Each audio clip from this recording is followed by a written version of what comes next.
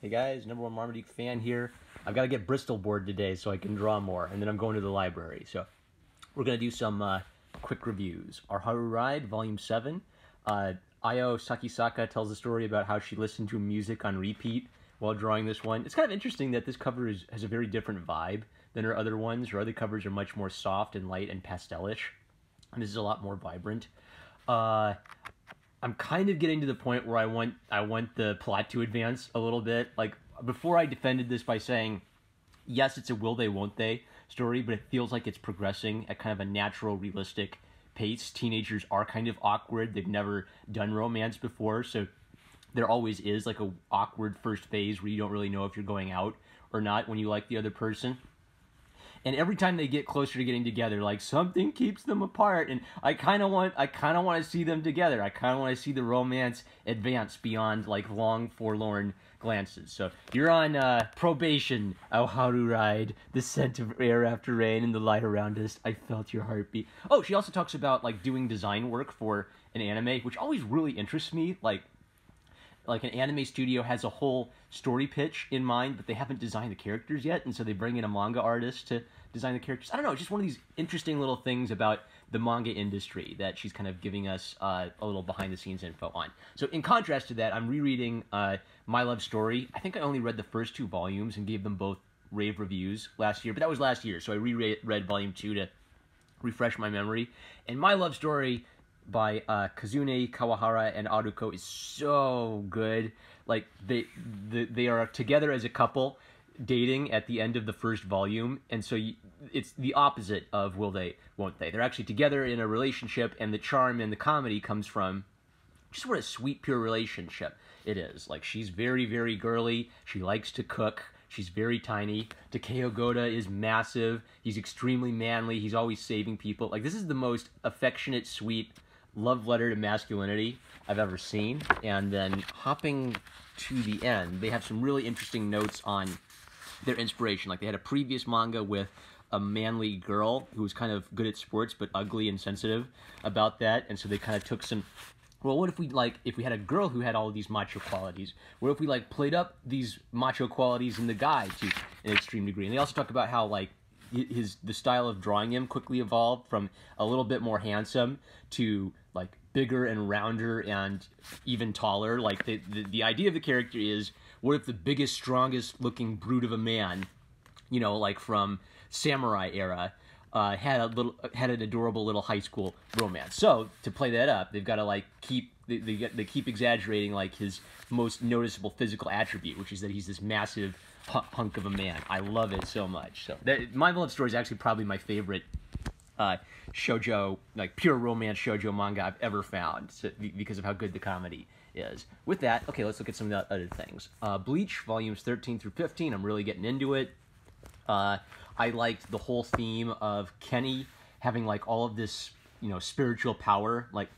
Usually shonen protagonists, their whole bit is that they have massive quantities of spiritual power or ki or something, and so Ichigo fights a bad guy who just clearly has more raw spiritual power than he does, but there's a flaw, and the flaw of having raw spiritual power is you can't really control it or contain it. So Kenny has this massive quantity of raw power, but he doesn't care about his sword, and the sword is sort of the symbol of the samurai's soul. He has no way to hone his power into his sword, and so he's never reached his full potential because he's always holding himself back. He's always looking for someone who can give him a challenge. So that was really interesting. I also joked that it's that great example of nasty, big, strong guy with an adorable little girl who's basically his adopted daughter. I love that. I did a meme video where I explained that I was reading this manga before watching the anime, so I imagined Yoruichi's voice as Darth Vader's voice, and then when it was revealed that Yoruichi was a girl, I was just cracking up because I still had the Darth Vader voice in my head. That was great. Look at this cover. This is just great. So I don't know what's going on, but it's really symbolic and really cool. It's just another good little illustration of, someone asked me, should I read the Bleach manga? And I think, I mean, it is a boys manga, right? Guy with giant sword fighting bad guys with giant swords, right? And they all have cool swords, right? So it is very much that classic 13-year-old boys fighting story, but it also has like some really sweet themes of death and betrayal, and I just really like what he does with the concept of death. Death means something in this world. Death has finality to it. He isn't just like bringing people back all the time. And I don't know how I feel about his massive cast yet, because he's introducing like dozens and dozens and dozens of new characters, and they're all in like this cool military relationship with one another. What I'll say is his strength is he gives them all a different visual vibe and a different little personality quirk, so it's actually pretty easy to mentally separate like all of the commanders and sub-commanders he's rapidly introducing. So I'm just really enjoying it, and people say it's gonna stay good for most Bleach fans agree that it gets bad like later on, but most people have told me I'm in for like a heck of a ride for a massive chunk of this manga. Case closed, volume 19. Everyone is perfect. Something in this cracked me up. Extra thick. Hey Glaze, I found your husbando. Look at that. Okay, moving on.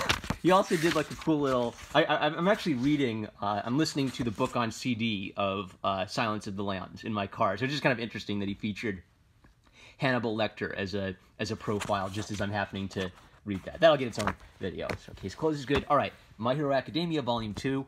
So Matt Rice is reading My Hero Academia. He's going to have me and Matt Krotz on the Matriarchy to chat about it. I've chatted about My Hero Academia with POTUS Stump. My Hero Academia is obviously the influence of My Hero Magademia, which I gave a rave review to. What I read the first volume of this last year in the airport, reviewed it. I think it was my first video to crack 1,000 views, come to think of it. And then I broke my rule and I started watching the anime because I was so impressed by the first volume. And then I watched the anime again with the kids I babysit. They started creating like their own little superheroes that were clearly inspired by My Hero Academia. I think I turned one of their, one of the comics we made into a little video where they had their like tape-inspired superheroes. So I want to come back and actually read My Hero Academia because I actually always do prefer to read the manga before I see the anime so I can see how they adapt it. And the other kind of interesting thing about My Hero Academia is, oh, excuse me, still have that cough. Cough squad. It's gotten so popular that now it's sort of like there are people who are joking about how My Hero Academia is too popular, right? Or they'll joke about how kids these days, these Zoomers, they've only seen My Hero Academia. They haven't seen any good classic anime. Right.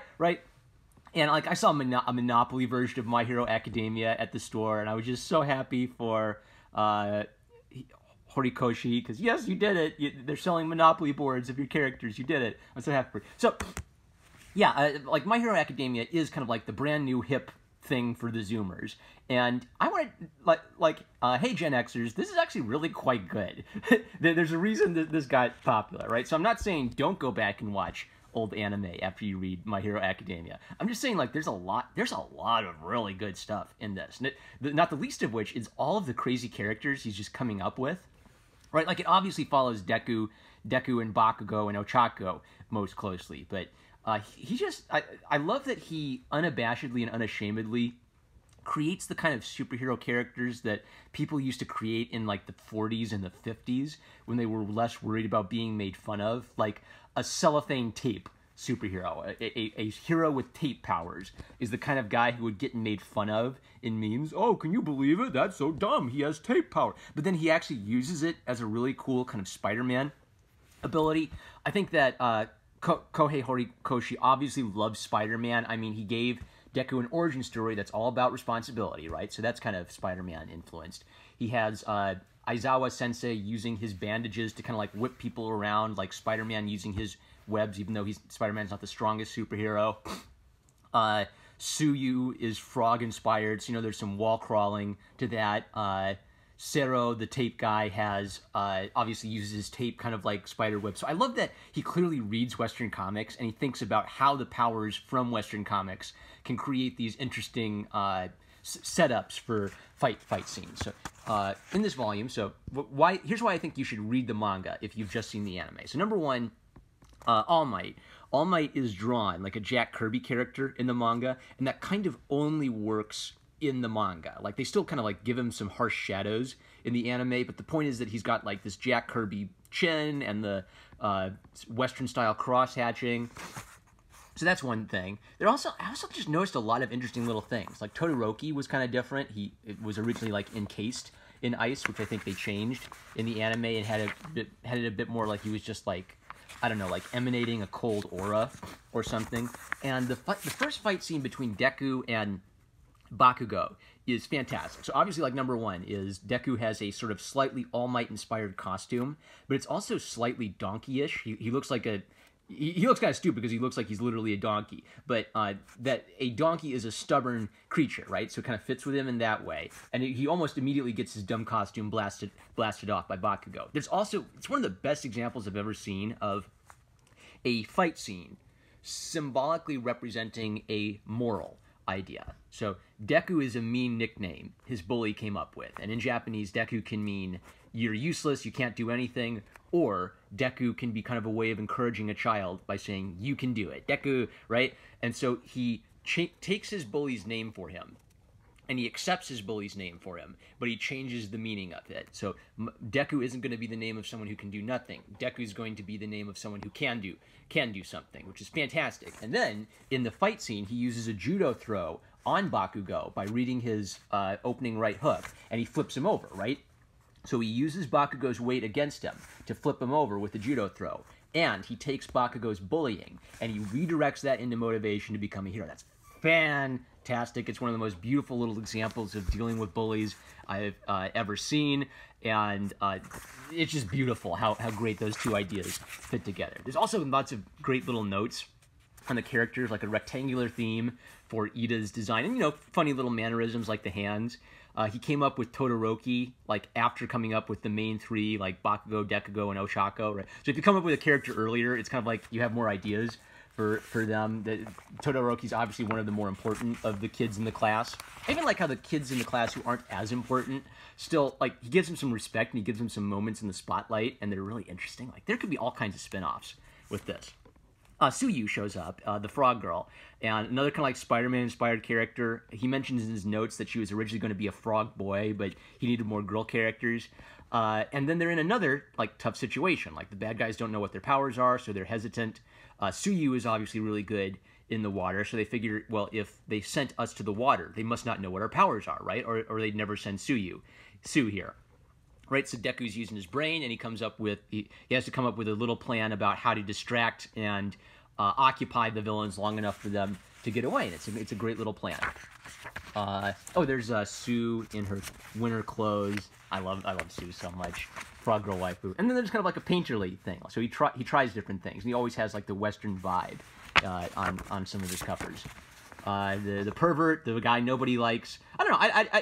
I don't mind, like, pervy characters are such a classic in anime. I don't mind him that much. He does have a really goofy power, but I always wondered, how the heck did this guy pass the exams? And there's an explanation, right? So if you're watching the anime and you're wondering about some of the behind-the-scenes stuff, you can get some cool behind-the-scenes stuff. Like, his power isn't good for fighting, but it's really good for setting traps and stuff. Hey, that makes sense. I dig it. Anything else? There was, like, some concept art of Momo, and I liked how he thinks about, like, their real-world fashion. Like, what's his name? The perv is very fashionable, and she's a little bit more casual and rich. He originally was going to give her superpower to a pro hero, but he thought it would be more interesting to give it to an inexperienced student. Yeah, he, like, reworked a lot of his ideas. Like, characters who were going to be students became pros, characters who were going to be pros became students.